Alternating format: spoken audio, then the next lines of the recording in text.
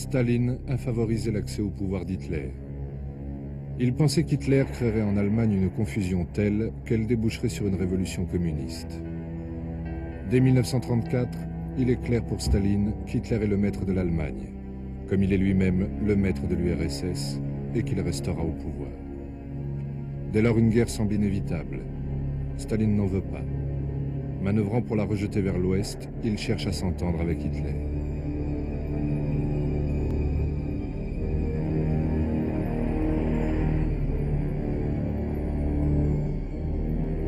Сталин погрузился в глубочайшую депрессию. Сталин сказал своим... Et il vraiment avait peur. Il a donné l'ordre à tous les hommes officiels, à tous les ambassadeurs de la Russie du pays, à tous les membres du comité central, lire Mein Kampf. L'essentiel de Mein Kampf tient en ceci: rassembler le peuple allemand dans une seule et même nation et lui offrir un espace vital à l'Est, en Europe centrale et en Russie, terre de colonisation pour la race des seigneurs. De même, Hitler connaît l'objectif ultime du successeur de Lénine: étendre la révolution à l'Europe, en tout premier lieu à l'Allemagne. Et pourtant, ces deux hommes qui ont juré la perte l'un de l'autre vont collaborer.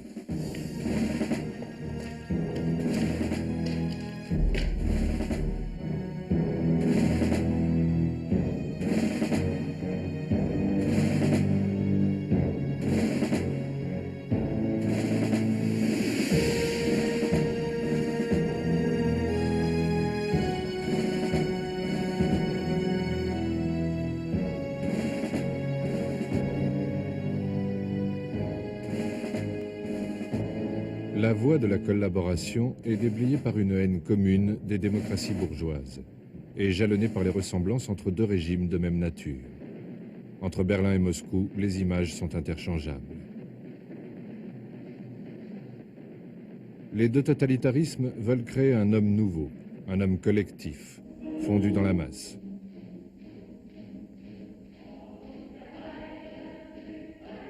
Sacrifice joyeux de l'individu au service d'un système.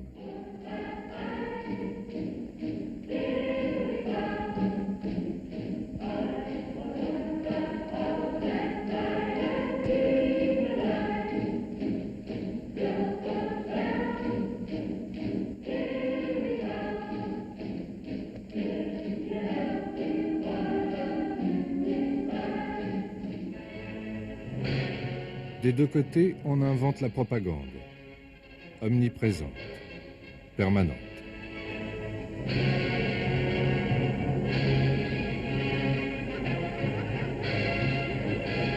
Les enfants sont embrigadés dès leur plus jeune âge. On leur inculque une haine sauvage de l'autre sous le couvert d'un enthousiasme positif. Alexander Nevsky et Vassili.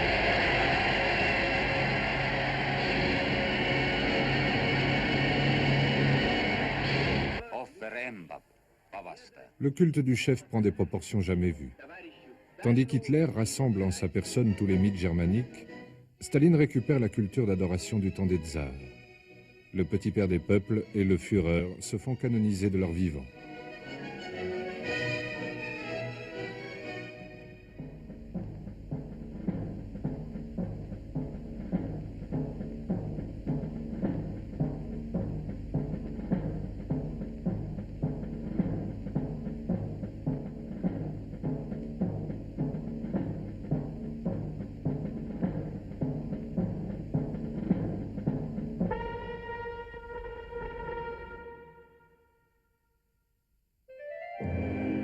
Hitler et Staline partagent enfin un trait qui les rend techniquement supérieurs à n'importe quel dirigeant des pays démocratiques: leur absence totale de morale humaine.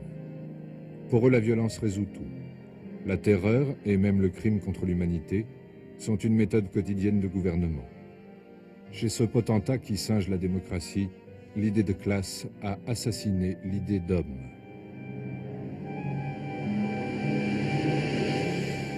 Hitler et Staline ont tous les pouvoirs et semblent faits pour s'entendre.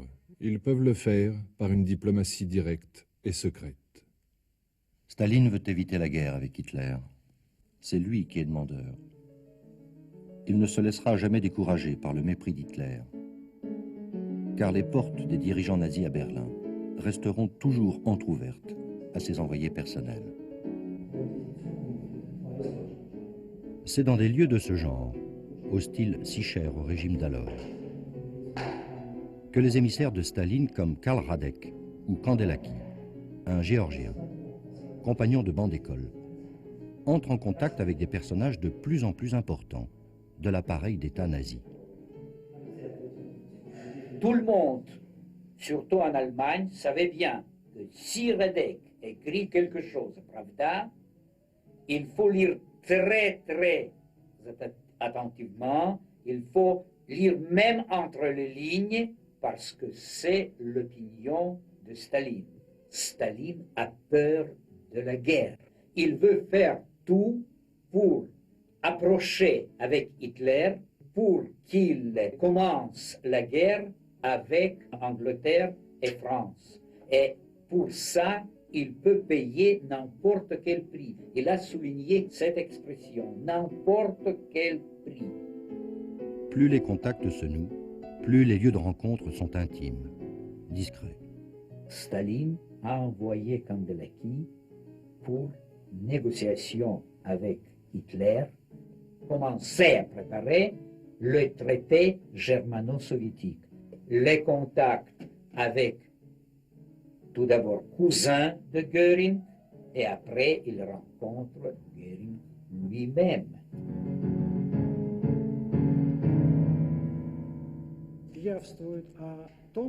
Этот документ свидетельствует о том, что у Геринга и Канделаки уже состоялось. Rapport du numéro 2 de l'ambassade de l'URSS à Berlin. Il décrit la rencontre Kandelaki et Göring du 14 décembre 1936. Kandelaki fait part à Göring du vœu de Staline d'améliorer les relations. Il lui présente une liste d'armements que l'URSS souhaite acheter à l'Allemagne. Ce document, bien sûr, est adressé à Staline personnellement. La collaboration militaire entre l'Allemagne et l'URSS depuis le traité de Rapallo de 1922 avait été fructueuse. Hitler n'en veut plus. Par contre, les affaires vont continuer de plus belle.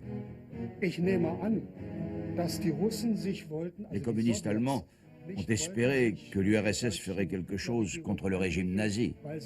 Mais ils n'ont rien fait d'autre que de renouveler le traité commercial de 26. Les soviétiques ne voulaient pas de querelle avec l'Allemagne parce qu'ils avaient besoin de ces machines. Quand j'étais en Russie, j'en ai vu des usines gigantesques équipées de machines allemandes. Dans les gares de l'Oural, elles déboulaient les unes après les autres.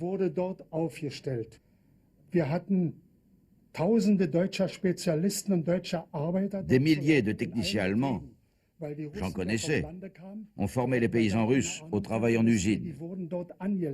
Quand les ouvriers connaissaient leur métier et qu'il fallait payer les techniciens allemands, on les accusait d'être des espions. On les expulsait, on les mettait dans des camps. Parce que les Russes ne voulaient pas payer la note, combien d'ingénieurs et d'instructeurs allemands ont ainsi disparu.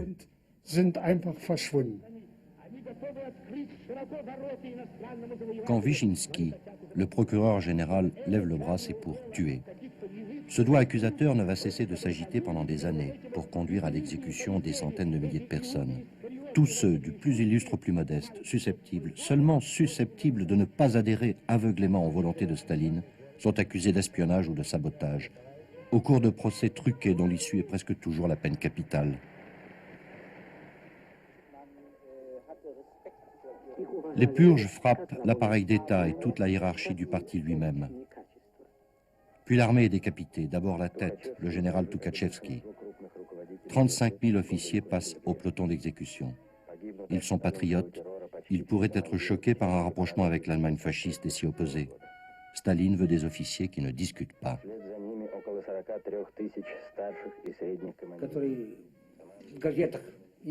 Il manquait beaucoup de gens au journal de l'armée. Ils avaient tous été fusillés, sauf un. Nous avons dû engager d'autres gens qui ne connaissaient rien à la presse. L'ogre finit par dévorer ses bourreaux. Le NKVD et son purgeur en chef, Yezhov, liquidé et remplacé par Beria. Les partis communistes étrangers n'échappent pas à la paranoïa dévastatrice. Les chefs des partis d'Europe centrale sont convoqués à Moscou, à la fameuse Loubianka, le siège du NKVD. Ce sont parfois leurs derniers pas dans la vie. Que cherche Staline?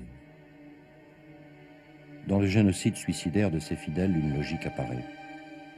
La mise au pas des partis communistes européens, voire leur dissolution comme le Parti communiste polonais en décembre 1937, va de pair avec l'ordre donné au service d'espionnage soviétique en Allemagne de suspendre leurs activités. Avec l'interdiction intimée à Thorez de participer à un deuxième gouvernement Blum en mars 1938.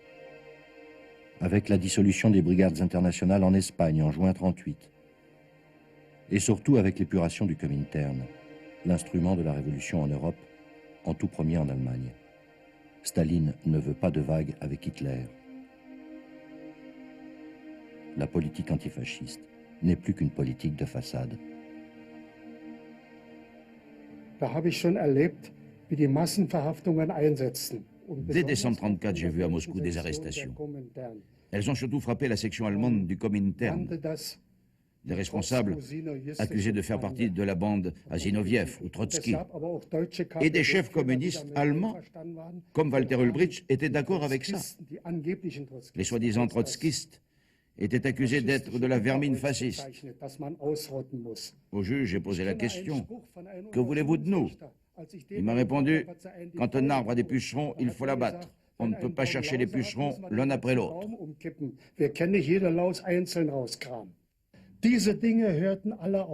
Dès la fin 1936, dans les cinémas de Moscou, la propagande anti-nazie avait disparu des actualités. On ne voyait plus rien de mal sur le Reich. On remarquait qu'on ne disait et n'écrivait plus de mal sur Hitler comme avant.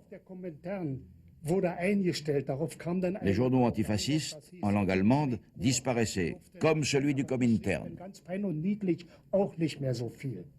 En décembre 1937, un gardien vient me voir en prison et me demande si j'ai une cravate. Moi, je lui ai dit, je ne suis pas assez chic pour la maison. Il m'a dit, on va prendre une photo de vous. C'était bizarre, parce qu'ils avaient déjà pris plein de photos de moi. Pour l'affaire, ils m'ont emmené dans une autre prison.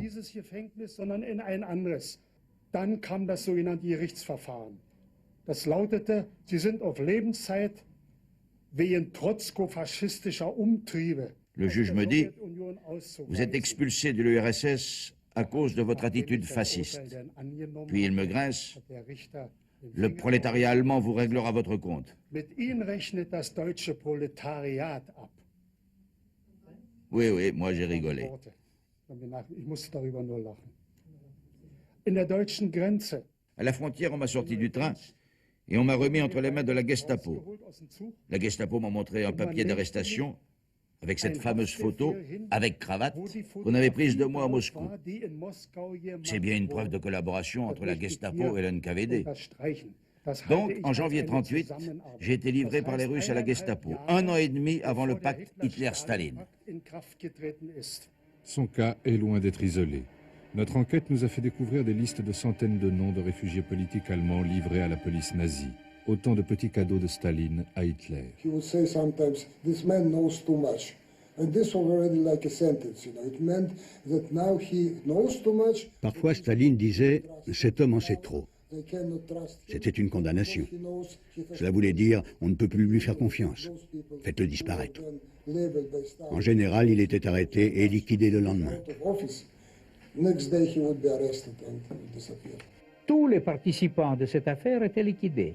Radek, Kandelaki, il n'y avait aucun témoin vivant. Tout était tué, tout était liquidé. Et personne ne pouvait donner les preuves que Staline négociait avec Hitler. La route qui mène au pacte germano-soviétique est ainsi dégagée de tout obstacle. Autour de Staline, personne ne peut plus s'opposer à un pacte contre nature avec le diable. De multiples occasions vont permettre à Staline d'en rendre responsables les démocraties occidentales. Hitler ne cesse de répéter que tout Allemand a le droit de vivre dans un seul et même Reich. Staline constate que ni Paris ni Londres ne contestent sérieusement cette logique expansionniste. Chaque fois qu'Hitler se penche sur une carte, des barrières sautent, et à l'ouest, personne ne bronche. Anschluss de l'Autriche.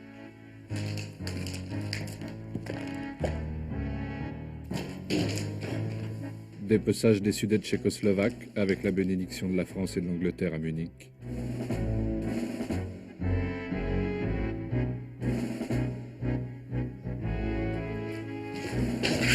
Invasion de la Tchécoslovaquie. Création en Slovaquie d'un État pro-nazi inféodé à Berlin.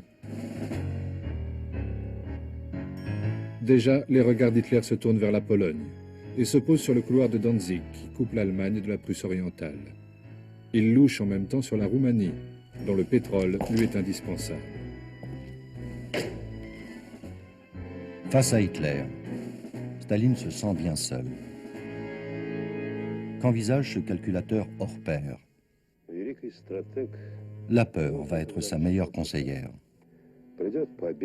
Pour être informé de tout, Staline travaille énormément, jusqu'à 3 ou 4 heures du matin tous les jours.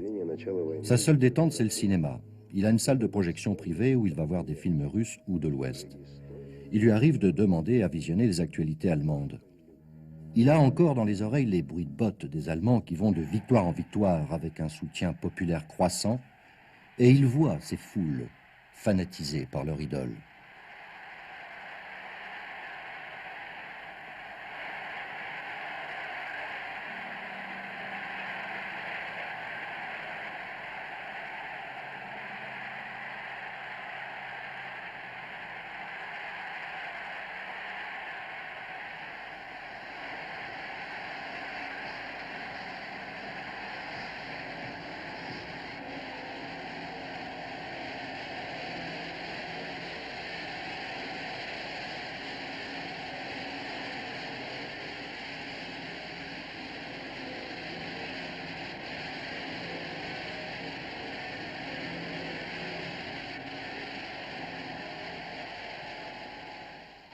Dans sa salle de cinéma personnelle, Staline assiste aux démonstrations des chars de la Wehrmacht.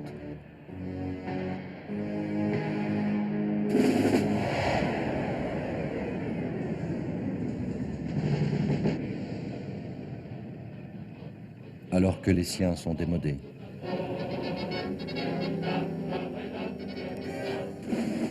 C'est une phrase de lui. Il faut savoir composer avec une force supérieure. La peur va lui conseiller de s'allier aux plus forts. Les plus forts sont-ils ces démocrates de l'Ouest qui ont capitulé devant les exigences d'Hitler à Munich? Churchill dit à propos des accords de Munich qui livrent les Sudètes à Hitler: « Nous avons accepté la honte pour éviter la guerre. Nous obtiendrons les deux. » Göring et Himmler peuvent se frotter les mains. Quelle bonne affaire. Nous ne voulons pas de Tchèques, avait ironisé Hitler devant un Reichstag hilar, avant de faire main basse sur leur pays. Ces sarcasmes ne vont cesser jusqu'à l'ultime promesse trahie. Le couloir de Danzig est ce seul couloir, après ce sera fini.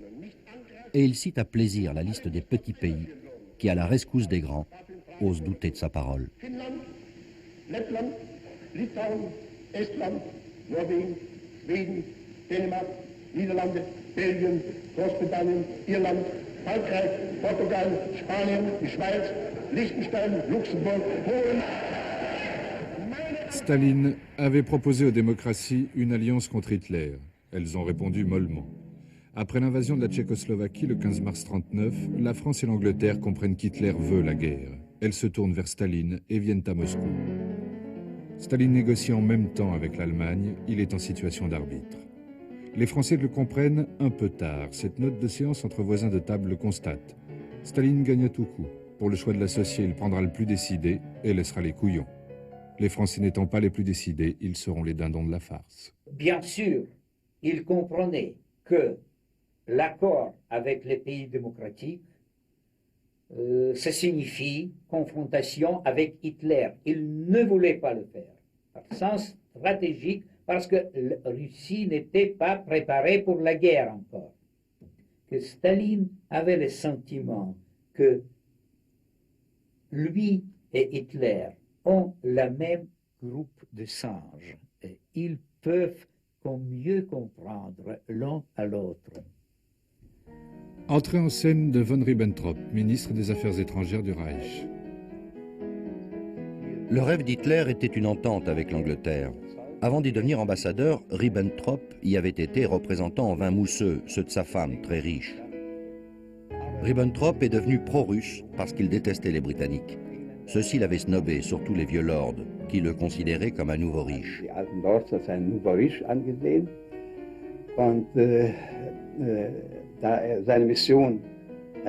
À la suite de son échec, Ribbentrop s'est retourné contre l'Angleterre.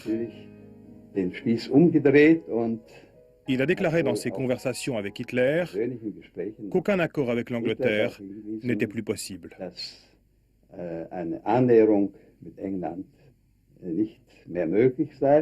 Staline sait que pour envahir la Pologne sans être attaqué par la France et l'Angleterre, Hitler a besoin d'un accord avec lui. Hitler est convaincu qu'il peut s'entendre avec Staline sur le dos des Polonais. Staline n'a rien à gagner d'un accord avec les démocraties. Staline pense qu'il a tout à gagner d'un accord avec l'Allemagne, du concret, c'est-à-dire des territoires.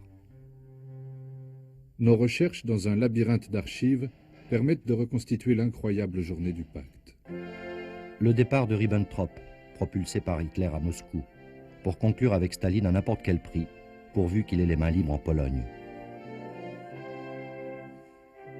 Son arrivée à Moscou, avec une fanfare qui a appris l'hymne allemand la nuit précédente. Les croix gammées cousues à l'envers sont des drapeaux allemands, empruntés à un studio de cinéma faisant des films antifascistes. L'étourdissement des officiers allemands, au cœur de l'Empire rouge.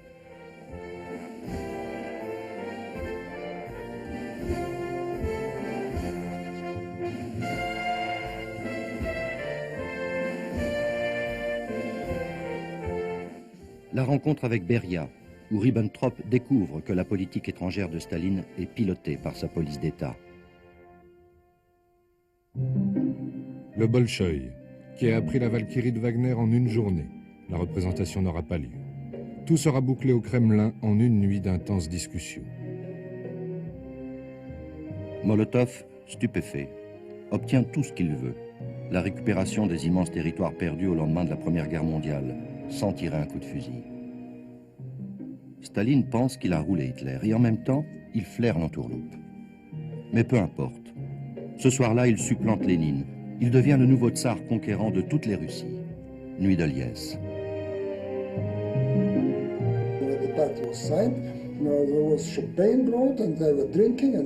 Quand le pacte a été signé, Staline a sablé le champagne et il a dit « Je sais comme le peuple allemand aime son Führer, alors je veux boire à sa santé ». Ribbentrop, lui, a dit que Staline et Molotov étaient des gens charmants et qu'il s'était senti comme en la compagnie franche et directe de vieux camarades du parti nazi. Dans son nid d'aigle, Hitler trépigne. Ribbentrop ne l'a pas encore appelé. La bonne nouvelle arrive avec Goebbels. Le pacte est signé. Hitler va accueillir Ribbentrop à l'aéroport en compagnie de Göring. Il lui confie que sans nouvelles de Moscou, quelques heures de plus, il y serait allé lui-même. Ce soir-là, il exulte, il s'exclame « Je l'ai eu, même Staline, je l'ai eu. Je tiens tout le monde dans ma poche. » Dans les journaux, on a arrêté de dire du mal de l'Allemagne fasciste. On a arrêté de la traîner dans la boue. C'est devenu interdit dans tous les journaux du pays. Interdit partout. Ce séisme politique qu'est le pacte doit être avalé par les partis communistes européens. Et il doit être expliqué, sans s'étrangler. Au nom des contradictions entre pays impérialistes, Maurice Thorez doit traire le marxisme-léninisme à l'envers. De nombreux communistes déchirent leurs cartes. En France, maintenant en guerre avec l'Allemagne, le PC est interdit et ses militants actifs poursuivis. Ce que personne ne sait, c'est que le pacte cache des clauses secrètes sur le partage de la Pologne. l'attribution des pays baltes à la zone d'influence soviétique, ainsi que la Moldavie.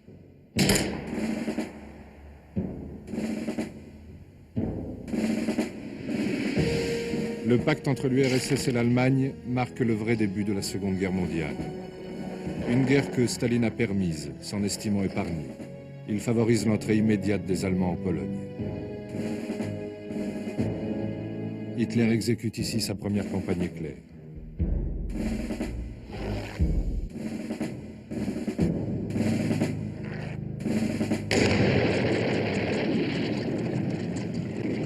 Les montages truqués d'images du Blitzkrieg, d'origine allemande, entretiennent une légende qui agace les Polonais. Celle de la cavalerie polonaise se lançant dans un assaut désespéré contre les panzers de Guderian. Nous nous sommes défendus héroïquement, disent-ils, mais nous n'étions pas des imbéciles à ce point.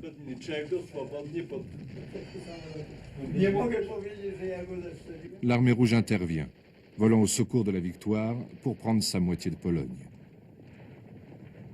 Les Polonais croient que c'est à leur secours. Pas du tout. Staline ne fait qu'appliquer les clauses secrètes du pacte.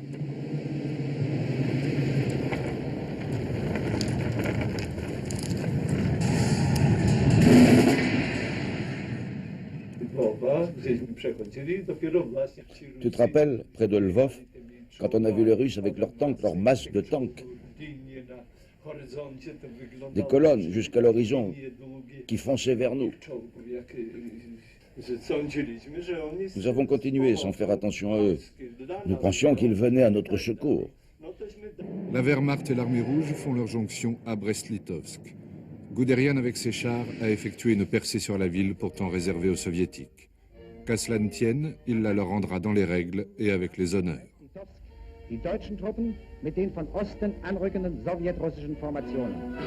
Et la population de Brest, médusée, voit parader ensemble les armées d'un pays fasciste et d'un pays communiste.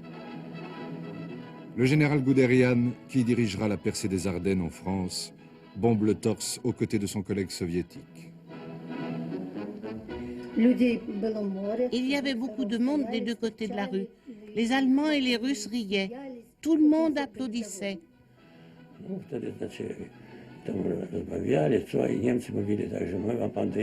J'ai entendu l'Allemand dire aux Russes il était du NKVD parce qu'il avait une veste en cuir.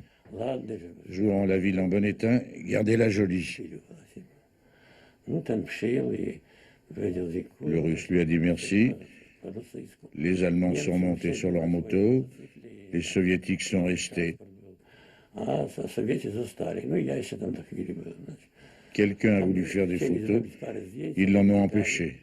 Et ils l'ont arrêté.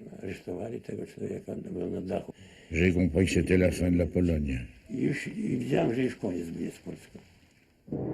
Dans la forteresse de Brest, là même où avait été signé l'armistice de 1918 entre l'Allemagne et l'URSS, les officiers des deux armées ont tenu à partager un banquet avant de se quitter. Quand le général russe lève son verre de vodka pour prononcer, en allemand, un toast à l'amitié entre les deux peuples, il se trompe de mots et dit « inimitié », éclat fraternel de gros rires. Satan n'était pas loin, comme la suite des événements va le montrer. Ribbentrop revient à Moscou, en vieil ami.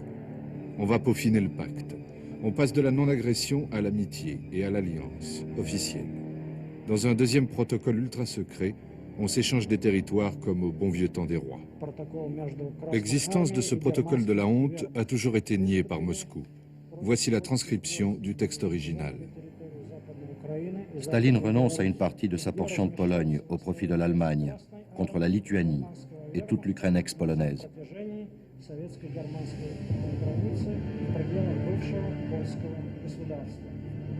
À côté de celle de Ribbentrop, griffonnée sur le premier bout de carte venue, la signature de Staline traverse les territoires récupérés comme pour mieux affirmer « Ceci, désormais, m'appartient ».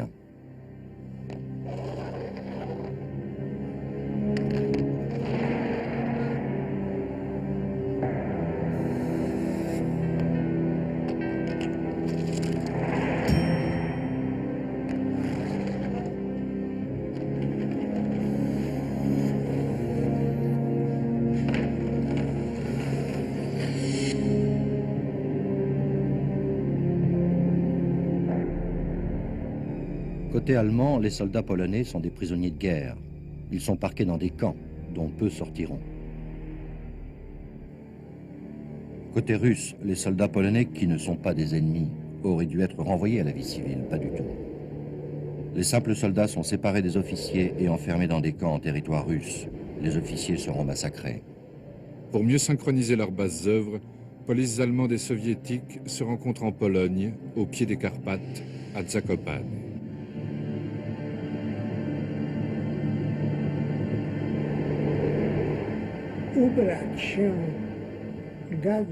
Ah oui, pour bien recevoir les Russes, les Allemands avaient ordonné aux montagnards de s'habiller en costume de fête. Negatyw przefotografować, bo to jest bardzo słaba kserokopia. La nuit, il avait gelé et les chevaux glissaient sur le pavé. Les représentants du NKVD et de la Gestapo trinquent avant d'accéder au nid de l'idylle. Walt Disney n'aurait pas rêvé cadre plus ravissant.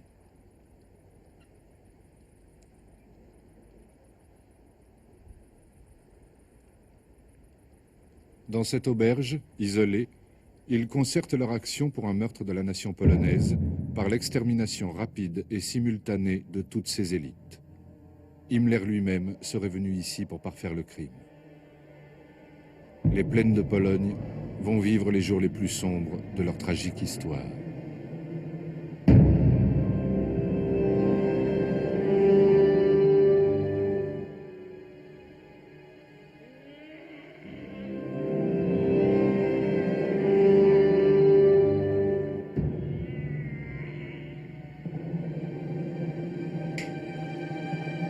Popatrz, tutaj jest trochę zdjęć interesujących. Les négatifs originaux que nos enquêteurs polonais ont retrouvés racontent l'horreur que Russes et Allemands font régner des deux côtés de leurs frontières. To jest dziecko polskie, które było w łagrze i zostało ocalone, tak było chude i później wywiezione, kiedy wojska Andersa się wycofywały, to trochę dzieciaków. Il y a pire encore. Des instructeurs allemands montrent à leurs recrues comment exécuter proprement des hommes au bord d'une fosse.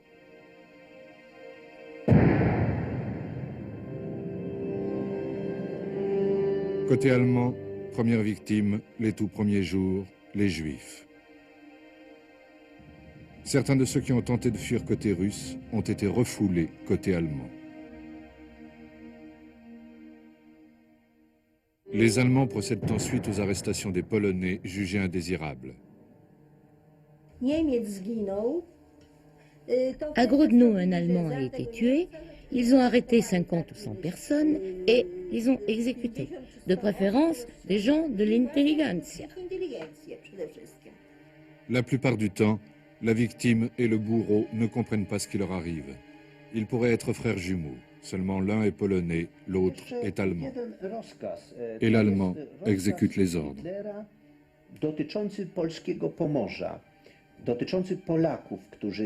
Un ordre d'Hitler sur la Poméranie polonaise, destiné à devenir partie intégrante de la Prusse.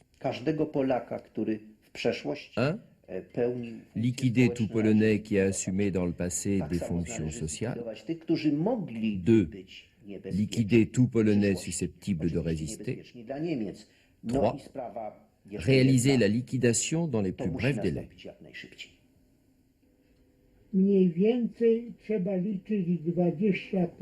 Les Allemands convoquaient des Polonais pour le travail. Et en fait, ils leur faisaient creuser leur propre tombe.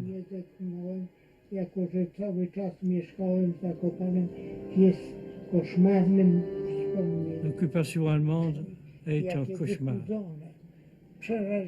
C'était effrayant.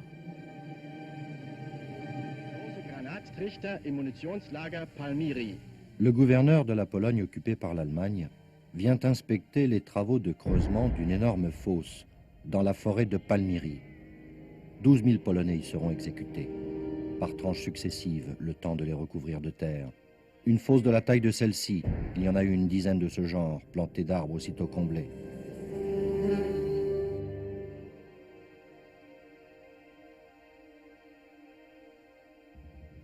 sans compter de ci de là, trouant la forêt polonaise comme du gruyère. Ces innombrables petites fosses réservées aux exécutions improvisées de petits groupes ou du pauvre air.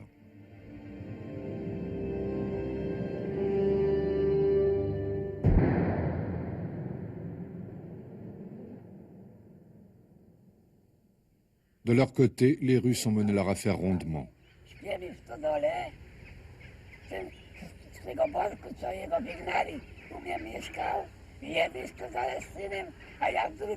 L'Allemand, il a commencé la guerre. Mais le Russe, lui, merde alors. Il est venu chez nous sans raison. Le Russe, c'est pire. La plupart des Polonais ici sont morts de la faute des Russes. Les Russes, ils ont détruit mes ruches. Ils ont incendié. Les abeilles sont parties. Quand les Allemands renversaient une ruche avec un camion, ils la remettaient au bout. Les Allemands étaient des bandits, mais de bons gestionnaires.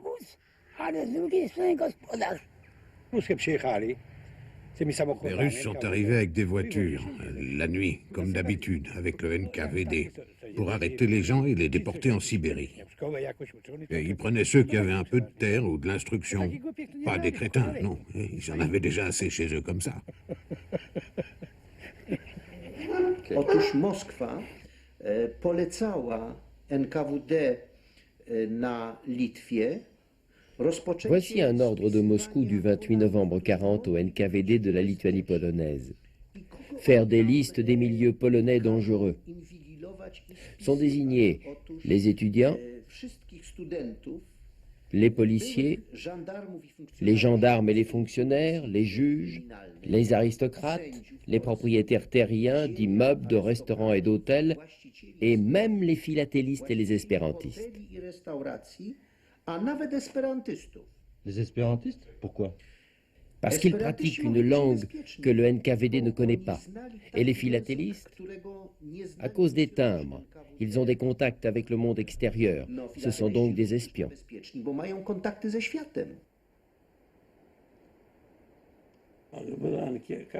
Les soviétiques nous ont donné un formulaire à remplir sur ce qu'on était, ce qu'on faisait, notre position sociale. Moi, j'ai dit que j'étais fils de paysan. Je n'ai pas dit que j'étais ingénieur. J'ai essayé de faire populaire, ça m'a sauvé.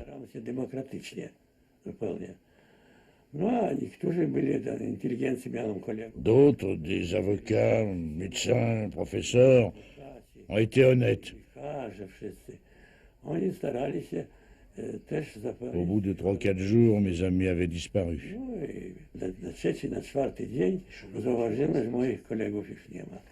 Plus tard, j'ai été arrêté. Ils m'ont envoyé à Vorkuta, en Sibérie, en charrette à bœufs avec d'autres. 20 000 d'un coup. J'avais une femme, un fils. Les salauds, ils ont brisé ma vie.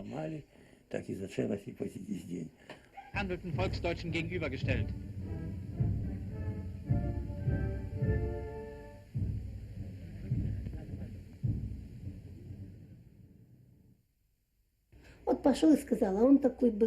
Il y avait des dénonciations.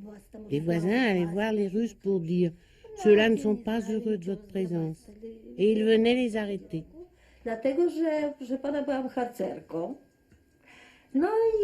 Ils m'ont arrêté parce que j'étais scout, donc susceptible de participer à la résistance.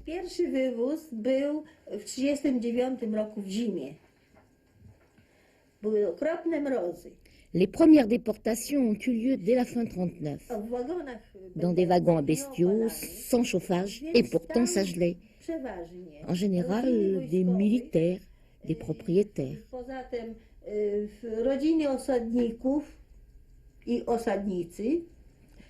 La deuxième déportation, c'était des ingénieurs, des médecins, des fonctionnaires, des professeurs.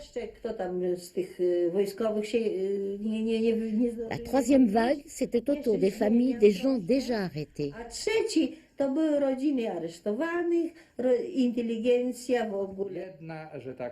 Deux idéologies, l'une rouge, l'autre brune.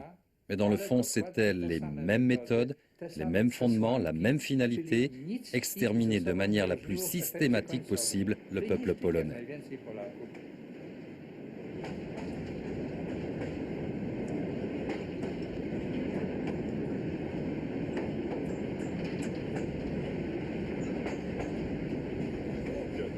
Elle est polonaise.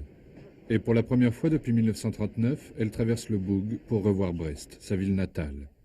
Et la forteresse où elle a passé sa jeunesse comme secrétaire du commandant de l'hôpital militaire. Elle en avait été chassée par l'invasion soviétique. Vous vous souvenez de cela? C'est le reste des maisons où était magasin, un grand magasin. Tu jak nalot był niemiecki, to tylko te szeleściały te odłamki po tych drzewach. Okupacja powiedział do lekarzy. On a dit aux médecins de s'enfuir s'ils le pouvaient. Mais ils sont tous restés. Ils ont déclaré que c'était leur devoir de rester auprès des malades.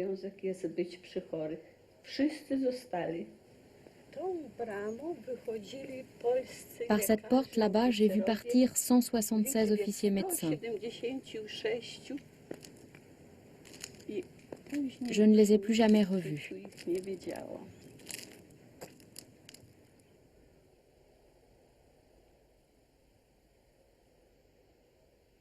W marcu 1940 roku biuro polityczne. Voici la décision du Politburo du 5 mars 40, ordonnant de liquider les officiers polonais, ramenés de Pologne, qui étaient parqués dans des camps soviétiques, jugés encombrants et dangereux par le chef du NKVD, Beria. C'est signé Staline, Voroshilov, Molotov, Mikoyan.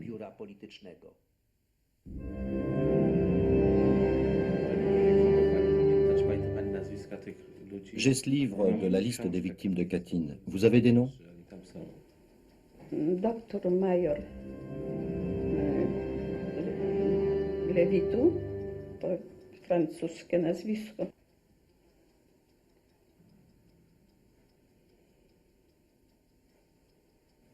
Lewitu do Henryk? Tak. Henryk Lewitu? Henryk Lewitu. Mają lekarz, operator? Tak, tak. Lewitu Henryk, major lekarz operator.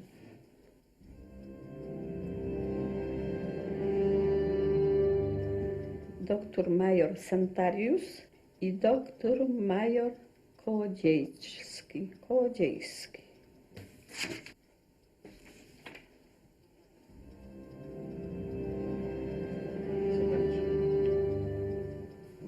Jak się nazywa? Santariusz, major lekarz. Są. Stary lekarz. Stary wiekiem. Kołodziejski, major lekarz. Nazwiska tych trzech lekarzy, których pani... Ces trois noms sont sur la liste de Katyn. Zamordowanych w Katyniu. Są. Na liście zamordowanych. Ce livre se trouvait dans l'appartement où j'habitais. Ta książka była tu, ja mieszkam. Mais je ne l'ai jamais ouvert. Tak, nie zaglądałam. Ale teraz... Le NKVD a ainsi exécuté de sang-froid 15 000 officiers polonais en quelques mois. Ultérieurement, des deux côtés, allemands et soviétiques, on s'est livré à des exhumations et à un type de chirurgie peu ragoûtante. Ekspert, doktor medycyńskich nauk, Smoljaninow. Après la guerre, les soviétiques ont cherché à reporter leur culpabilité sur les nazis, cherchant à démontrer par exemple que la taille des trous dans les crânes correspond au calibre des balles allemandes.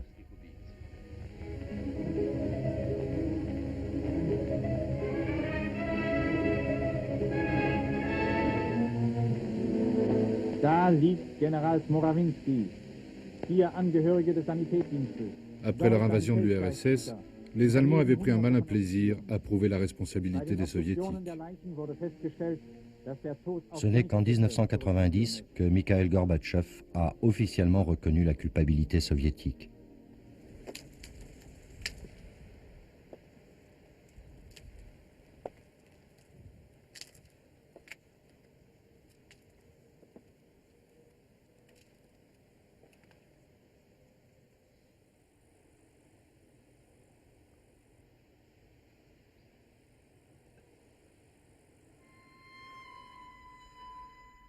Pendant qu'Allemands et Soviétiques décapitent la nation polonaise, leur ministre des Affaires étrangères se livre des assauts de courtoisie pour procéder à des ajustements de territoire.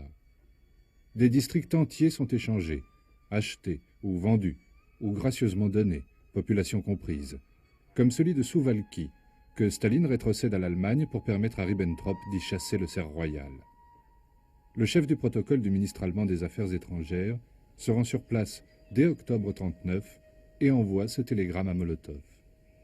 Chargé de la protection des intérêts synégétiques du ministre, j'ai visité la forêt de Suwałki que M. Staline lui a volontiers cédée, reconnaissant que ce terrain de chasse pourrait servir de lieu de contact plus intime entre M. von Ribbentrop et des personnalités russes. Le ministre a été très désappointé d'apprendre qu'on y trouvait toutes sortes de gibiers intéressants, des lynx et des renards, des daims, des chevreuils, des bisons d'Europe et de magnifiques sangliers. Mais hélas, point de grand cerf royal, sauf dans l'enclos du garde-chasse. De tels cerfs habitent 2 forêts des Carpates dans une région en votre possession. Monsieur Staline pourrait-il nous en céder une? Réponse de Molotov. Nous trouverons un moyen d'exaucer le nouveau souhait du ministre.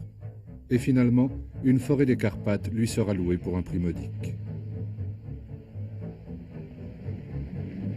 Ces petits cadeaux, livraison de caviar et de réfugiés politiques compris, sont bien peu de choses en regard de l'intensification des échanges commerciaux. Par ces livraisons de matières premières, l'URSS permet à l'Allemagne de se préparer à la guerre contre l'Europe.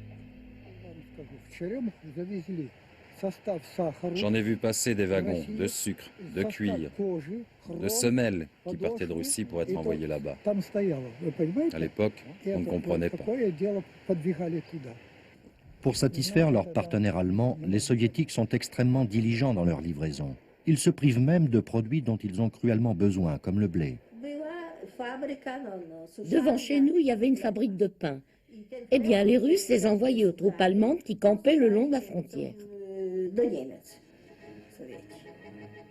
L'URSS vend à l'Allemagne des matières premières. Elle lui sert même d'agent importateur pour contourner le blocus britannique. Par exemple pour le caoutchouc de Malaisie.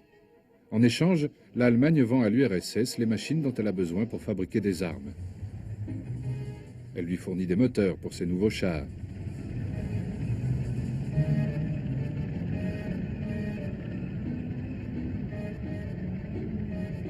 Elle lui livre des armements si importants, comme des sous-marins et même un croiseur, que l'armée allemande s'y oppose.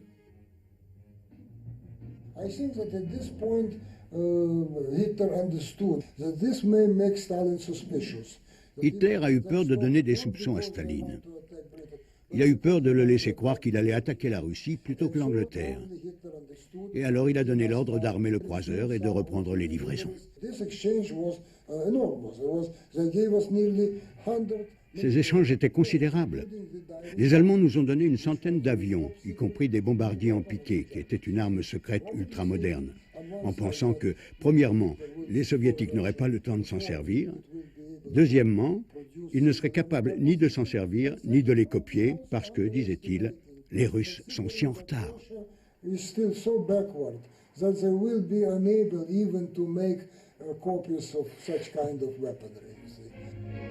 Les Soviétiques offrent aux Allemands une base navale près de Mourmansk, dans la mer Arctique. Die Deckaufbauten dieses deutschen Schlachtschiffes sind völlig vereist. Elle se révélera bien profitable lors de leur invasion de la Norvège.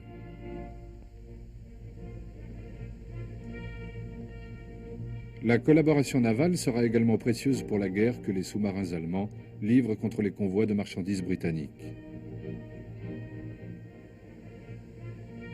Les Russes vont même jusqu'à faire patrouiller des chalutiers le long des côtes de l'Angleterre pour transmettre aux Allemands des bulletins météo ou des renseignements sur le trafic maritime.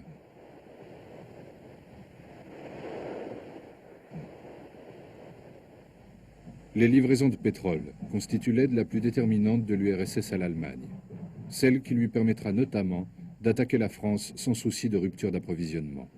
Sur ces quais de la gare de Brest, les transbordements de convois russes à convois allemands étaient permanents, le transvasement de pétrole quasiment quotidien.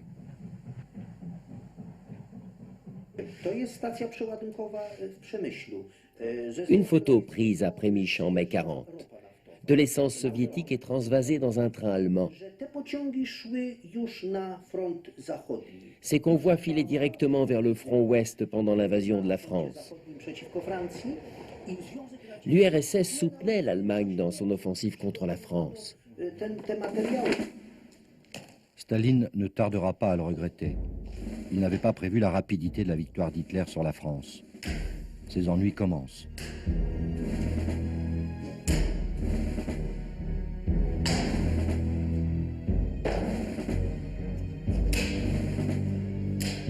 La partie d'échecs entre Hitler et Staline va devenir serrée. Après les petits pions, les grosses pièces entrent en action.